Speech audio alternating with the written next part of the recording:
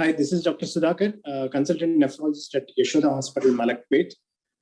Today we'll be discussing about causes and symptoms of chronic kidney disease. So before we embark on the discussion of the symptoms, and I was specifically told to discuss about pedal edema, otherwise called as swelling of bilateral lower limbs. So before embarking upon detailed evaluation of swelling of the feet, we would like to know a few things about what are the kidney functions, why it is essential to have a good functioning kidney to work for us, and then we will see what is by definition a chronic kidney disease and how do you categorize it or stage it, and then subsequently at what point of time we tend to see the symptoms and how we have to evaluate those symptoms. And I'll be discussing in particular about the swelling of bilateral lower limbs or both lower limbs. So kidney, as we all know that it is a main organ involved in the cleaning or cleansing of the blood. So most of us attribute kidney to excretory function or removing all the waste products which are generated through the day-to-day metabolism in our body. So apart from excretion, we have to know that it plays a very significant role in generation of hemoglobin or blood. So blood is synthesized after being stimulated by a hormone which is secreted in the kidney. It's called as erythropoietin. And then subsequently, kidney plays a significant role in maintaining the bone health of our body. And apart from these things, one of the major functions of chronic kidney is to maintain the electrolyte like sodium, potassium, chloride, calcium, magnesium. So these are the main essential elements in the body, and their concentration to be maintained at a particular level this level is very essential to normal day-to-day activities like muscle contractions, muscle relaxation, heart beating, and even brain function. So these are the essential functions a kidney or both kidneys does for our body. So apart from the kidney functions, today we came here to know about chronic kidney disease. So if the kidney is not able to function any of these symptoms, any of these functions, and it is showing symptoms of swelling of feet or passing more protein in urine or accumulating fluid that is getting swollen because of the fluid like facial puffiness or periorbital puffiness, or your abdomen is getting bloated, or your limbs are getting swollen. So these are the symptoms that we come across when the kidneys are not functioning well. And then chronic kidney disease is by definition, if the kidney is not able to function, or even if its structure is showing any signs of damage for more than 3 months, is considered as chronic kidney disease. And there is a classification for chronic kidney disease staging. Each one is divided into 5 stages: stage 1, stage 2, stage 3, stage 4, and stage 5. So stage 1 is the kidney function is fairly normal, but you have risk factors like diabetes and hypertension, and showing some signs of say very early form of chronic kidney disease. But usually we don't have any perceptible, even in the lab parameters, perceptible change during stage 1. Stage 2 is when we start seeing a decline in renal function.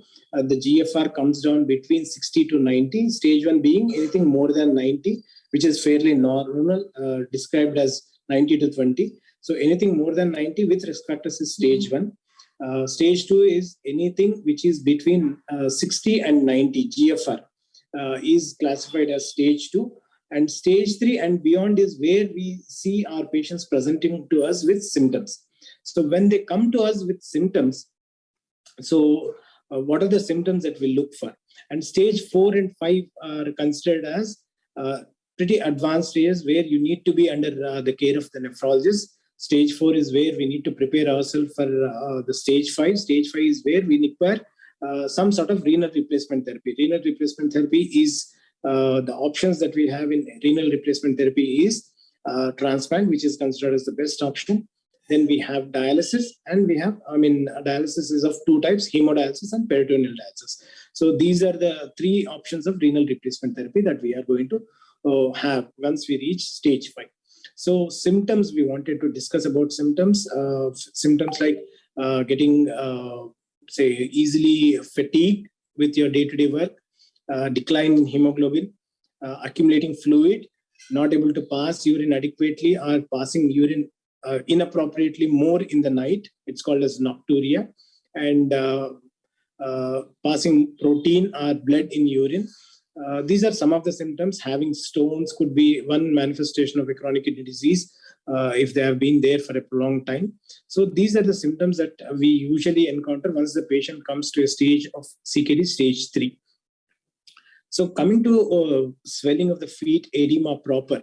So we will be discussing about what are the various causes of having a swollen feet, and how it can be related to kidney, and what are the manifestations and management of having a swollen feet.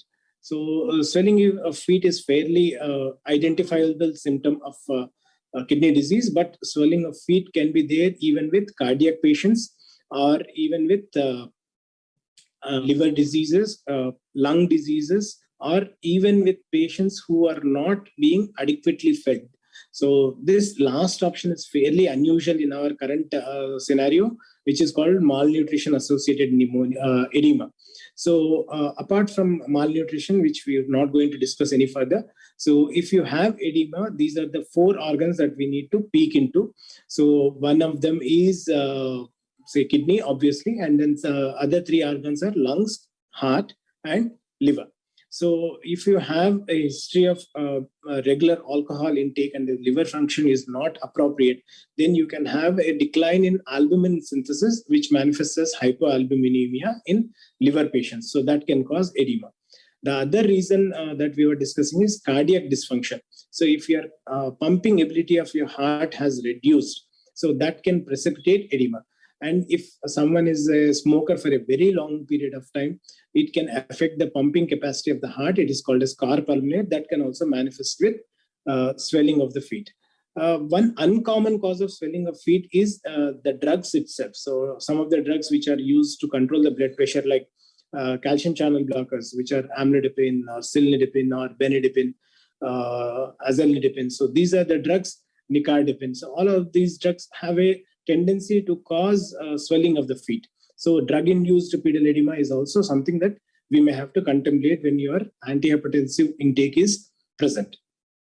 So swelling of feet present to us with obviously heaviness in the feet, dimples when we press for more than 30 seconds on the shin.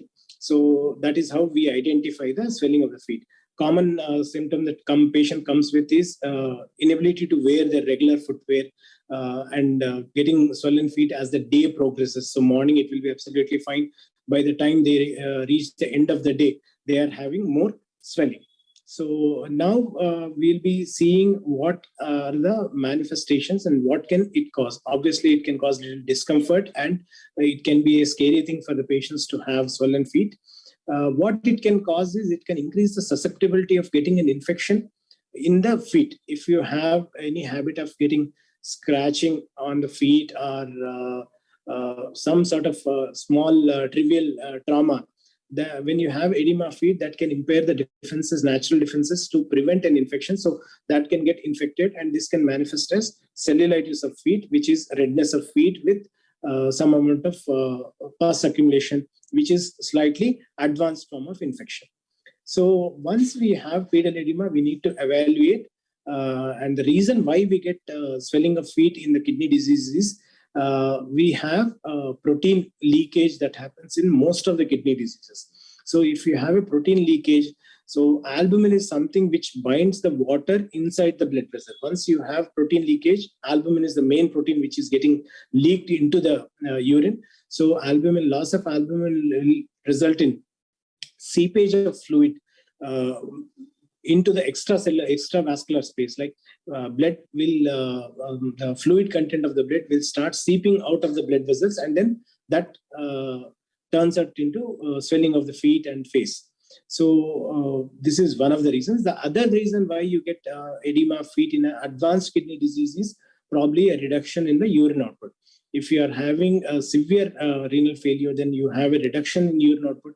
The fluid tends to accumulate inside the body, and then that can manifest with edema of feet, and then which is slowly progressive into involve the entire body. Why we are discussing about feet is the most dependent part. So whenever you have fluid, it will accumulate in a place where is the most dependent, or as per the gravity, it will accumulate in the lowest part of the body. So obviously feet is the lowest part of the body, so the water will get accumulated in the feet. So how can we manage edema? So first thing is, once you have edema, you need to go and evaluate which part of the body is getting involved, and that is resulting in edema. If the kidneys are getting involved, first thing that you need to look at is to look at the blood pressures. You need to control your blood pressures, reduce your fluid intake, reduce your salt intake, and then look for if you can manage with these subtle changes in the lifestyle. Probably that should be sufficient to manage without the need of medication. But if you are not able to manage with these modifications like reduction in salt, reduction in fluid intake should be restricted based upon the physician's advice. Usually we recommend between 1 to 1.5 liter, not more than that. So if you have particularly edema. And one more important thing is, go to your physician, discuss whether any drugs have to be modified, which can result in accumulation of fluid in the feet. So like amlodipine or cilnidipine. So apart from all these things, if you're still not able to manage your edema and you're finding it very uncomfortable to, say, roam around or move around with the swollen feet, then probably that's a role of medications called as diuretics will come. So there are 3 or 4 classes of diuretics which we can use to make our patients more comfortable.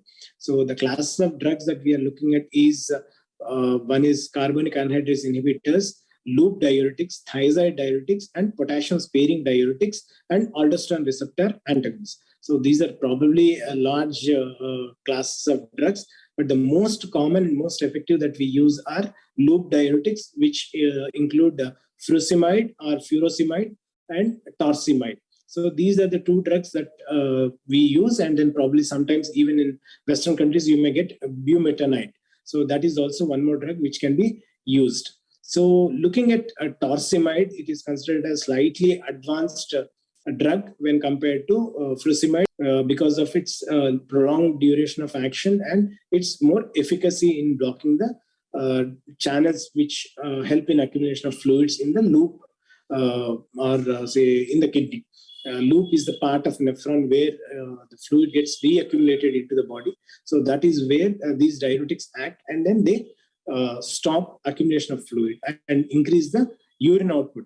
So particularly these drugs can help you in reduction of, say, swelling of feet, reduction in your shortness of breath, may aid in reduction of weight. So these are the ways that we ask our patients whether they are feeling more comfortable lying down. Are they able to manage a reduction in weight with the use of these drugs? And this has to be, drugs alone will not be sufficient. You need to add lifestyle modification like reduction in fluid as well as salt.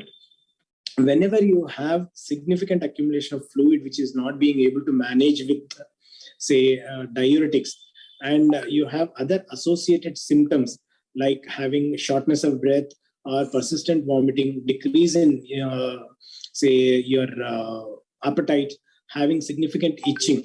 So all these things can result in probably a initiation of dialysis. Probably you need to discuss with your nephrologist and find out whether we need to go for a dialysis. It's much better to start dialysis in a prepared manner. So probably you need to be under regular follow-up with your nephrologist as and when the symptoms worsen. Go and discuss whether we need to have a fistula constructed in advance, and then so that we can initiate dialysis in a very smooth way. So this is what I would recommend to my patients. So I think fairly we have covered most of the symptoms of kidney, and particularly swelling of feet, the way we manage it, the way it can progress, and when probably we can associate with an initiation of dialysis with fluid overload. Thank you.